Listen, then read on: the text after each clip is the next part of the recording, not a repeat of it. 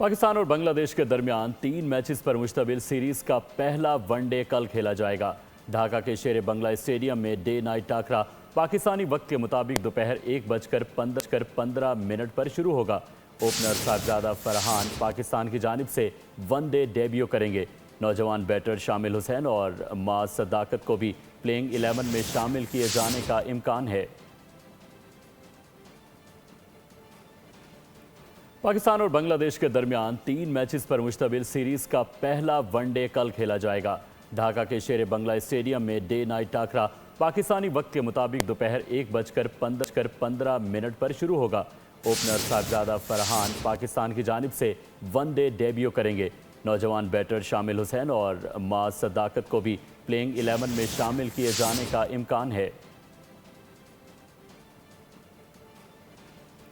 पाकिस्तान और बांग्लादेश के दरमियान 3 मैचेस पर मुश्तमिल सीरीज का पहला वनडे कल खेला जाएगा। ढाका के शेर बंगला स्टेडियम में डे नाइट टाकरा पाकिस्तानी वक्त के मुताबिक दोपहर 1:15 पर शुरू होगा। ओपनर साहबजादा फरहान पाकिस्तान की जानिब से वनडे डेब्यू करेंगे। नौजवान बैटर शामिल हुसैन और माज सदाकत को भी प्लेइंग 11 में शामिल किए जाने का इम्कान है।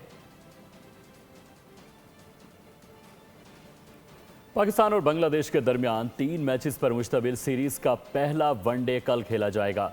ढाका के शेर बंगला स्टेडियम में डे नाइट टाकरा पाकिस्तानी वक्त के मुताबिक दोपहर 1:15 पर शुरू होगा।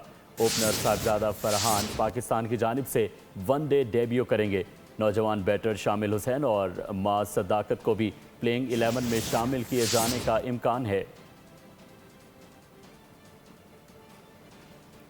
पाकिस्तान और बांग्लादेश के दरमियान 3 मैचेस पर मुश्तमिल सीरीज का पहला वनडे कल खेला जाएगा।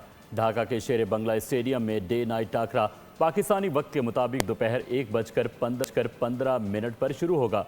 ओपनर साहबजादा फरहान पाकिस्तान की जानिब से वनडे डेब्यू करेंगे। नौजवान बैटर शामिल हुसैन और माज सदाकत को भी प्लेइंग 11 में शामिल किए जाने का इम्कान है।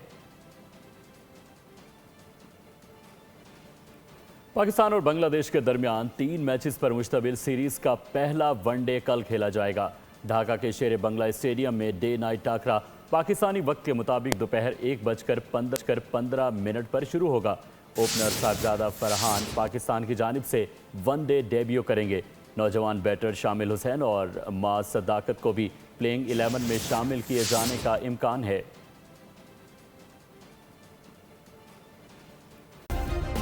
सब्सक्राइब करें और बेल दबाएं ताकि कोई खबर रह न जाए।